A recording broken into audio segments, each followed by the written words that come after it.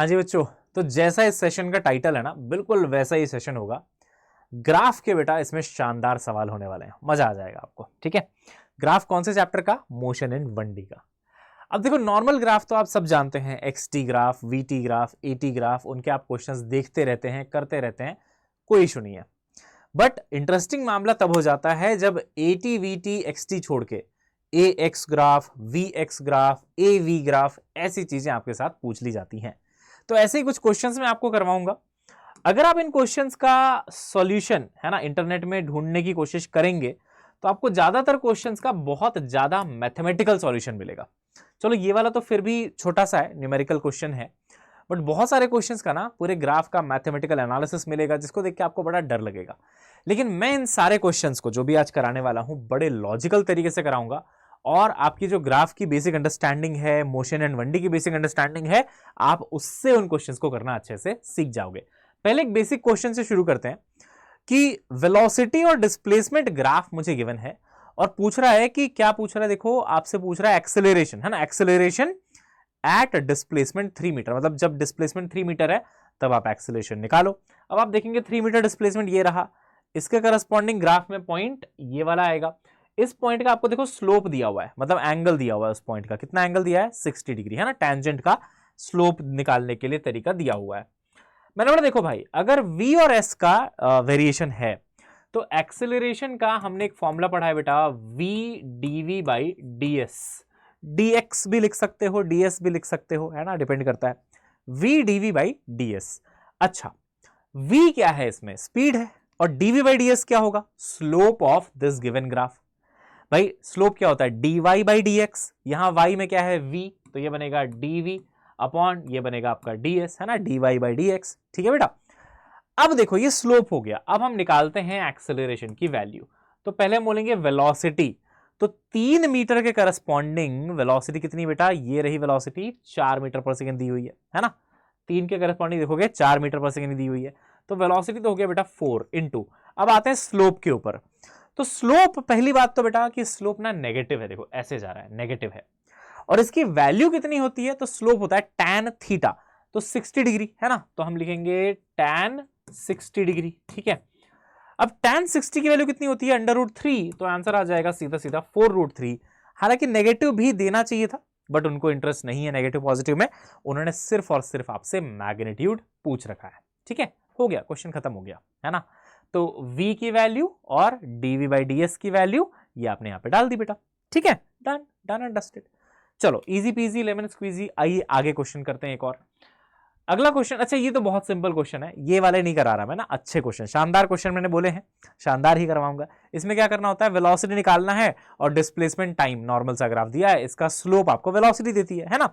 तो इस वाले के लिए एंगल निकाल लेना, इस वाले के लिए एंगल निकाल लेना, रेशियो ले लेना, tan theta by tan theta हो जाएगा। ठीक है, तो अपन आगे बढ़ते हैं बेटा, अच्छे वाला, हाँ ये अच्छा सवाल जिसका मैं वेट कर रहा था। देखो इसमें आपको दिया है एक ए वर्सेस, ये ए है और ये वी है, एवी ग्राफ दे दिया, अरे वाह, एक्सेलरेशन वर्सेस वेलोसिटी ग्राफ दे दिया, और ये 4 ऑप्शन पूछे आपसे कि कौन सा सही है फॉर वीटी ग्राफ। अरे बाप रे, ये कैसा कन्वर्जन हुआ भाई?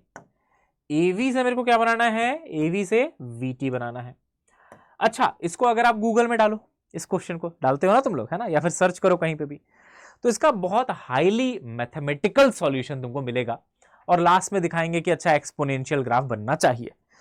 लेकिन देखो नीट में ना तो इतना समय होता है और ना ही आप मैथमेटिक्स में इतना इंटरेस्टेड होते हैं, तो मैं आपको जो भी क्वेश्चंस आज कराऊंगा बेटा, सभी का सॉल्यूशन अगर आप गूगल करते हो, किसी भी डाउट सॉल्विंग वेबसाइट पे जाके चेक करते हो, आपको जनरली बहुत मैथमेटिकल सॉल्यूशन मिलेगा, पूरा मैथमेटिकल एनालिसिस करके तब जाके 5-7 मिनट के बाद आंसर मिलेगा। मैं आपको बहुत सिंपल तरीके से, एकदम लॉजिकल तरीके से इनका सॉल्यूशन कराऊंगा। देखो कैसे, इस ग्राफ को मैंने ध्यान से रीड किया तो मैंने क्या पाया? देखो मैंने पाया कि ये जो एक्सेलरेशन है इसकी इनिशियल वैल्यू काफी ज्यादा है, यहां पे देख रहे हैं आप, काफी ज्यादा है इनिशियल वैल्यू।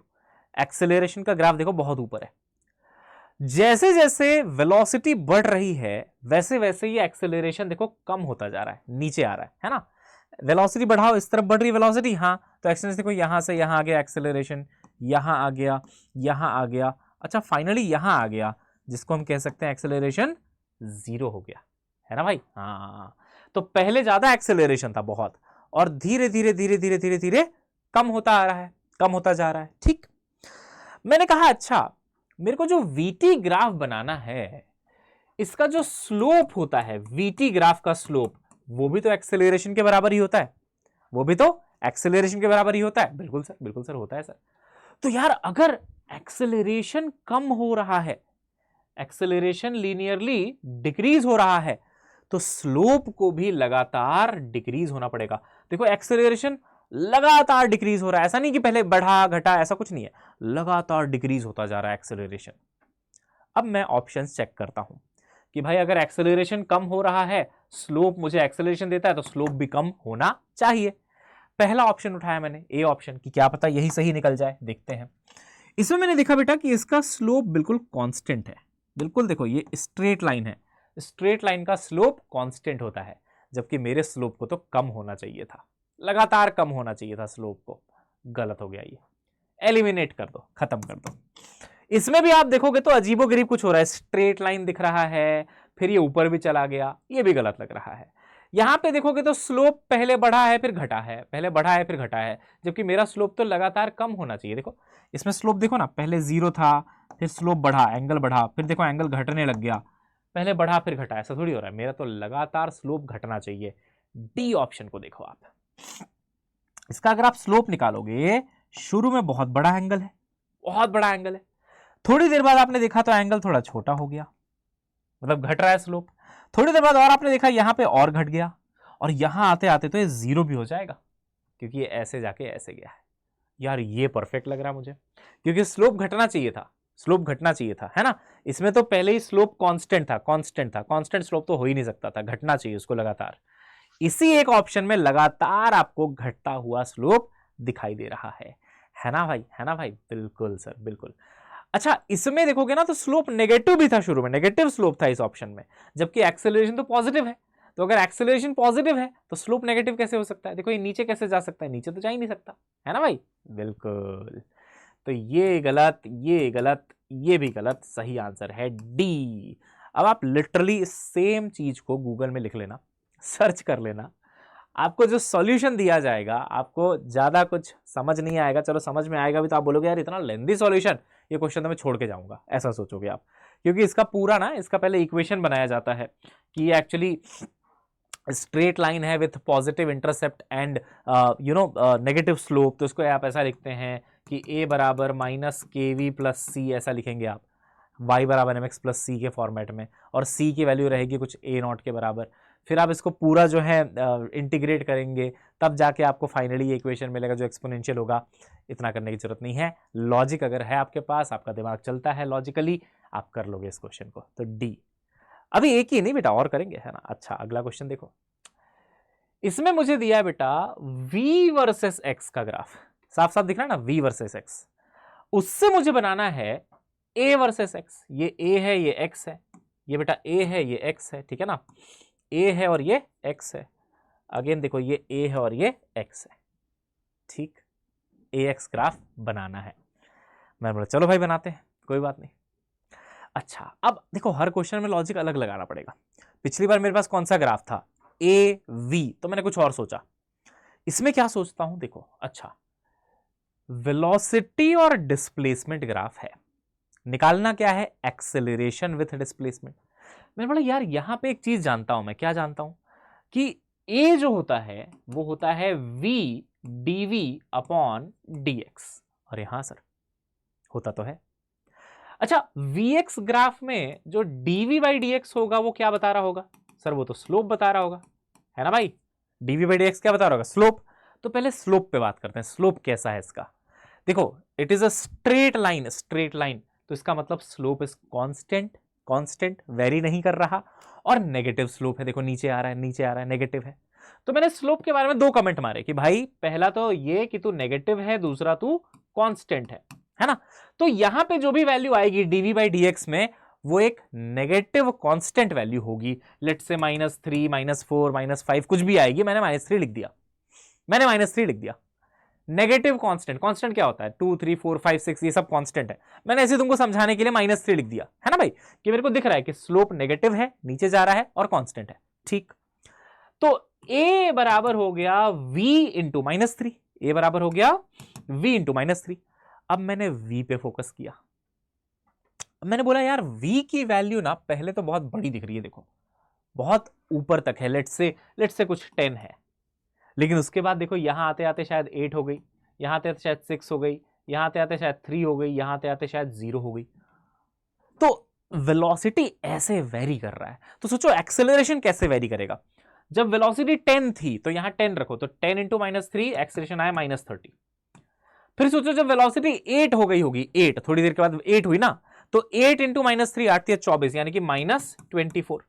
फिर देखो वेलोसिटी 6 हो गई, तो 6 इंटू 3 6 18, तो ये हो गया आपका -18 है ना। फिर मान लो 0 हो गई तो एक्सेलरेशन आ जाएगा 0। ऐसे वेरी करना चाहिए एक्सेलरेशन x के साथ, ऐसे वेरी करना चाहिए। अब ढूंढ लो ऑप्शन कौन सा ऐसे वेरी कर रहा है।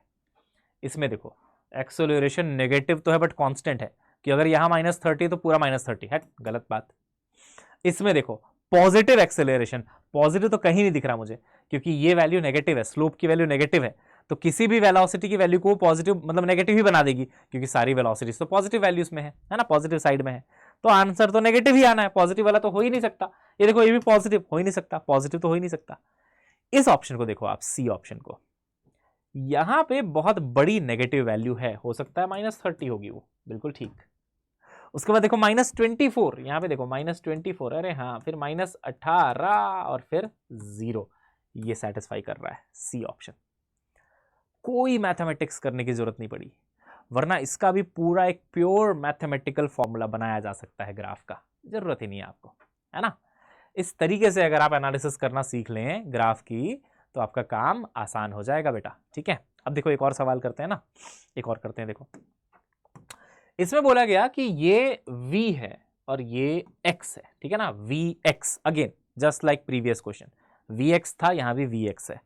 बनाना क्या है, ax बनाना है। देखो ये ax, ये भी देखो आपका बेटा ax, ये भी देखो बेटा आपका ax, और ये भी ax, ठीक है, ax बनाना है, ठीक है सर, चलो बनाते हैं। मैंने सेम लॉजिक लगाया, मैंने कहा देख भाई जो vx ग्राफ होता है ना, इसका जो अपना एक्सेलरेशन आप लिखेंगे इस ग्राफ से, वो ऐसे लिखेंगे v dv अपॉन dx। अच्छा dv बाई dx क्या होता है भाई, स्लोप। अच्छा यहां पे दो अलग अलग सेगमेंट हैं, पहले आप देखोगे तो यहां से यहां तक अगर आप स्लोप की बात करोगे तो पॉजिटिव कांस्टेंट है। मान लो मैं कहता हूं कि 0 से 200 तक है ना, तो 0 से 200 और इधर मैंने लिख लिया 200 से 400, ठीक है, 200 से 400 दोनों को मैं एनालिसिस करता हूं। 0 से 200 का अगर मैं स्लोप निकालूं यानी कि dv बाई dx, तो कितना है, देखो एक पॉजिटिव वैल्यू है और कांस्टेंट वैल्यू है। मैंने ऐसे ही बोल दिया कि अच्छा पॉजिटिव कांस्टेंट कुछ तो होगा, मैंने बोल दिया चलो +4, ऐसी। मैं नंबर भी नहीं निकालने जा रहा कि कितना है, निकाल लूंगा, वैसे दिख रहा है मेरे को, है ना, कि ये यहां से यहां तक 200 है, यहां से यहां तक 40 है, दिख रहा है मेरे को, कोई बात नहीं, मैंने बोला पॉजिटिव कांस्टेंट है, छोड़ दो। 200 से 400 तक क्या है स्लोप, 0 स्लोप है, और ये ऐसे हॉरिजॉन्टल हो गया, तो यहां पे जो आपका स्लोप है वो 0 है। तो पहले तो इसका खेल करो, देखो अगर स्लोप ही 0 है, अगर स्लोप ही 0 है 200 से 400 तक, तो क्या एक्सेलरेशन भी 0 होगा, कैसे, ये स्लोप ही तो है, ये स्लोप ही तो है, स्लोप 0 हो गया। अब तुम वेलोसिटी कितनी भी मल्टीप्लाई कर दो, आंसर तो 0 ही आना है। ओ मतलब 200 से 400 तक एक्सेलरेशन 0 होना चाहिए। यहां है क्या 200 से 4 तक एक्सेलरेशन 0 नहीं है, कुछ वैल्यू दे रखी है बेटा एक्सेलरेशन की, गलत ऑप्शन। इसमें देखो 200 से 400 तक कुछ वैल्यू दे रखी, ये भी गलत हो गया। इसमें देखो 200 से 400 तक 0 दे रखा है, ओ ये हो सकता है। इसमें देखो 200 से 400 तक 0 दिख रहा है, ओ ये भी हो सकता है, ये भी हो सकता है। अब मेरे को सिर्फ सी और डी में से सेलेक्ट करना है, आओ करते हैं। अब मैं यहां पे आया, मैंने बोला देखो भाई अब मेरे पास सिंपल सा फॉर्मूला बच गया 0 से 200 के लिए कि एक्सेलरेशन होगा v इंटू स्लोप, स्लोप की वैल्यू है 4। अरे कुछ भी वैल्यू हो, 4 5 6, मैंने तो ऐसे लिख दिया कि पॉजिटिव कांस्टेंट, कुछ और भी होगा शायद, है ना, निकालने से शायद कुछ और आएगा, मैंने तो ऐसे सॉल्व करने के लिख दिया 4 मान लो। अब मैंने कहा देख भाई ये तो कांस्टेंट हो गया, ये तो कांस्टेंट हो गया, तो a जो है ना डायरेक्टली प्रोपोर्शनल टू v है। तो सोच अगर बेटा v x के साथ लीनियरली बढ़े, है ना, v का जो इंक्रीमेंट हो रहा है वो कैसा हो रहा है, लीनियर हो रहा है, तो a का पैराबोला हो जाएगा क्या? नहीं होगा, a और v आपस में डिपेंड कर रहे हैं, तो a भी कैसा होगा, a भी लीनियर होना चाहिए। ये लॉजिक चमका आपको? अरे यार a बराबर v इंटू 4 है, a बराबर v इंटू 4 है, 4 तो चलो आप छोड़ो कांस्टेंट है, तो a directly proportional to v हो गया, तो जैसा v बदलेगा वैसा a भी बदलेगा। अगर v बोलेगा मैं लीनियरली चेंज हो रहा हूं, a बोलेगा मैं भी लीनियरली चेंज होऊंगा, तेरे प्रोपोर्शनली तो हूं मैं। ऐसा थोड़ी होगा कि अच्छा तू लीनियरली हो रहा है मैं हाइपरबोला में चेंज होऊंगा, ऐसा थोड़ी होगा बेटा, है ना। तो लीनियर लीनियर हमने बोला, अच्छा तो वेलोसिटी लीनियर, तो एक्सेलरेशन ऐसा कैसे? गलत, तो एक्सेलरेशन ऐसा, ये सही है भाई, ये ऑप्शन सही है, लीनियर, है ना, लीनियर। अब अगेन मैंने आपको इक्वेशन सॉल्व करने से बचा लिया, मैथमेटिक्स से बचा लिया। आप ये तीनों चारों क्वेश्चन जो मैंने कराए हैं आप सर्च करके देखना किसी भी डाउट वेबसाइट में बेटा, हर जगह आपको पूरा मैथमेटिकल सॉल्यूशन ही मिलेगा। हर जगह आपको जो है इक्वेशन बनाना सिखाएंगे, फिर उससे ग्राफ बनाना सिखाएंगे। मैं ये नहीं कह रहा कि वो गलत है, वो भी सही है, लेकिन जब आपको ग्राफ अच्छे से आता है ना तो आप ऐसे करो, तो प्रैक्टिस करो ग्राफ की अच्छे से, इन क्वेश्चंस को दोबारा सॉल्व करना, आपको बहुत कुछ सीखने को मिलेगा। ठीक है बेटा, चलिए तो आज के लिए इतना ही, बाय बाय, मिलते हैं नेक्स्ट क्लास में। और अब हम बेटा शुरू करने वाले हैं मोशन इन 2D, है ना, जहां पे हम लोग करेंगे प्रोजेक्टाइल मोशन पहले, है ना। चलो बेटा मिलते हैं, bye bye, have a nice day, see you soon, bye.